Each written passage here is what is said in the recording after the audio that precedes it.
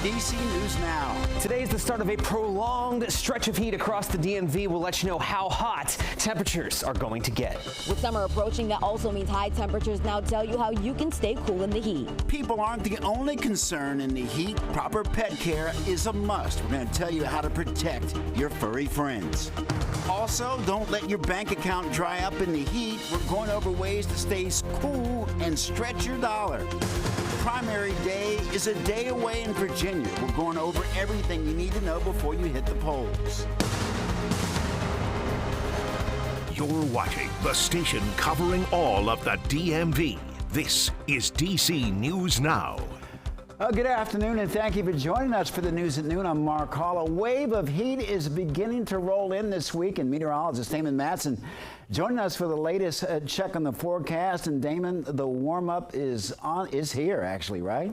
Pretty much, my friend. I will not make any bones about it. Folks, this week is going to be a sweltering one straight on through. We're not going to get much of a break, and unless you consider the low 90s a break, that's where we could be at as we go later on this afternoon. Today is the start of this long stretch of heat in the DMV as it will build over the next several days. Right now out there, we have temperatures that have already reached the middle 80s. Parts of the DMV peaked in the middle 80s yesterday for Father's Day. So that just goes to show that we're already ramping things up. And again, we still have several more hours this afternoon to make that push well into the lower 90s. And we have one location, actually two on the map here. Luray and Kaiser, right at that 90-degree mark. Out to the west is where we will find some slightly warmer temperatures, at least at the start of this afternoon. So gear up, folks. Today, the humidity may not be all that bad, but temperatures are certainly going to be spiking up there into those lower 90s. This is the first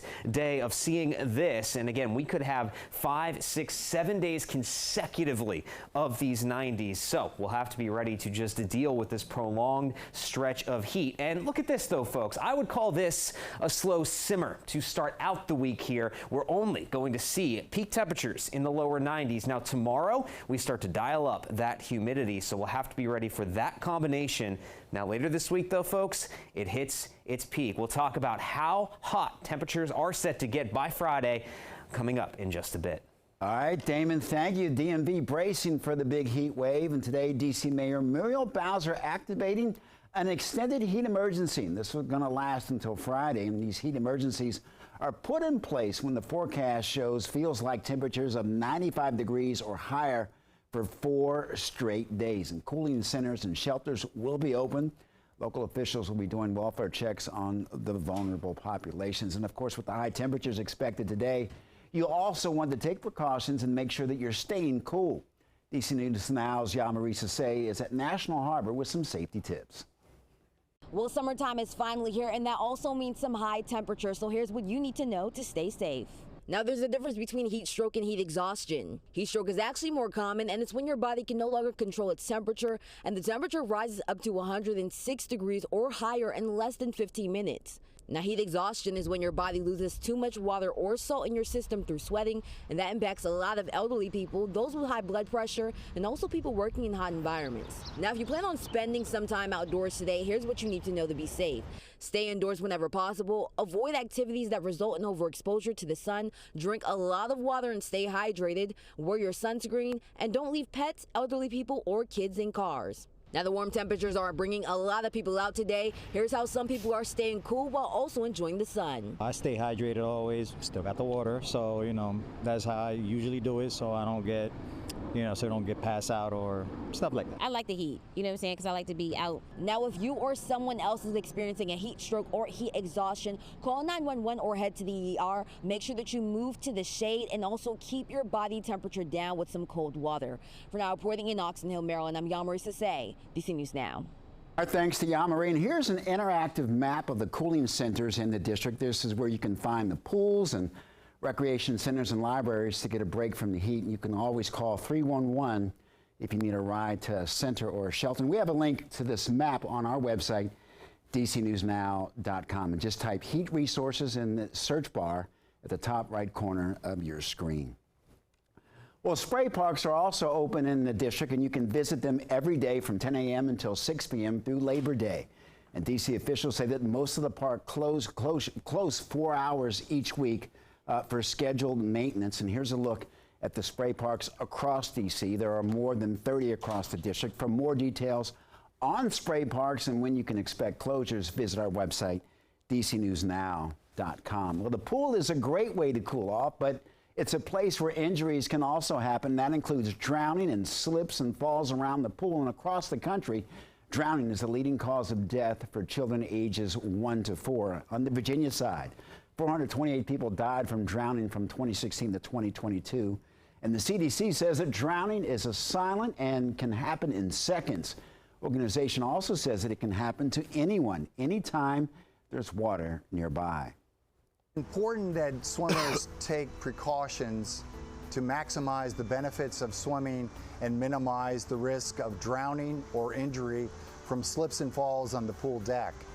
Be careful. The CDC says that proper precautions to prevent drowning include the following: closely supervising children and avoid being on phones and reading and drinking alcohol.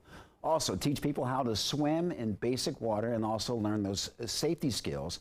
And tell children to stay away from drains and make sure that pools have proper drain covers, and learn CPR, and also have children wear life jackets.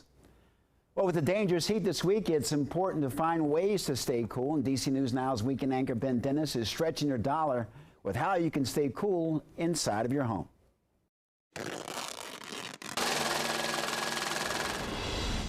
Thing that anybody wants is to feel uncomfortable in the comfort of their own home.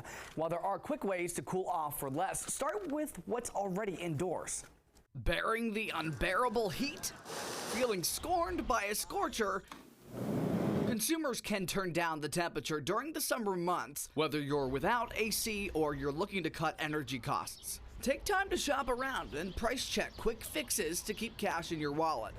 Visit a local hardware store and you can find small units, but take a photo. Compare similar products online. Google's Lens feature will find them for you, and if you've downloaded browser extensions, they'll likely find you better prices. Check out Lowe's and Home Depot, for example. Plenty of options. $89 for the lowest priced portable AC unit at Lowe's, $65 at Home Depot. Window air conditioners will run you over $100. There are plenty of brands and price differences between Lowe's and Home Depot, Walmart too. But long term, consider Energy Star labeled products. The feds recognize them for energy efficiency. Turn on that ceiling fan. The U.S. Natural Resource Defense Council says it will feel 10 degrees cooler and use just 10% of the energy needed for central air. And what to do with other existing appliances. Clean air filters. Opt for LED bulbs. Move heat-emitting devices away from thermostats. Turn off lights and products you don't use. Go ahead and call your utility provider. Ask about some discounts. They may offer programs to cut costs. There will be income and disability eligibility requirements to follow. Plus, weatherization programs can also bring along some discounts. Ben Dennis, back to you. All right, Ben, thank you. Staying in the district, Mayor Bowser cut the ribbon on a new housing development on the waterfront in Southwest. She's celebrating the grand opening of the Westerly. Property offers 450 housing units that includes 130 affordable homes. Mayor hopes to create 36,000 new homes and 12,000 affordable homes by the end of next year. In Prince William County, Fire and EMS say that 8 people are without a home after a townhouse fire in Dumfries. The fire broke out at the Maryland Townhouse on Taconic Circle around 8 p.m. Saturday night. And officials say that 4 units were damaged by the fire. They tell us that 3 of the 4 are not safe for those living there to return. No injuries are reported. And officials say that a smaller accidental electrical fire was the cause. A grill fire spreads to a house and displaces 4 people and a dog in Silver Spring. Officials say that it happened at Coach Lamp Lane yesterday evening. Montgomery County Fire and EMS say that a grill on the back deck lit the side of the home on fire. No injuries were reported. Well, new at noon, Maryland Governor Wes Moore issuing a mass pardon for more than 175,000 marijuana convictions. The pardons are expected to be the largest batch in U.S. history, and people in Maryland voted to legalize it back in 2022. In an interview with the Washington Post, Governor Moore said that the pardons are a step toward healing social and economic injustice that disproportionately harm people of color. The pardons will affect misdemeanor charges, meaning that they will not release anyone from prison The governor says that the pardons help make amends for marijuana prosecution in the past. We cannot celebrate the benefits of legalization if we do not address the consequences of criminalization. Maryland is the only state in the DMV that has fully legalized cannabis sales.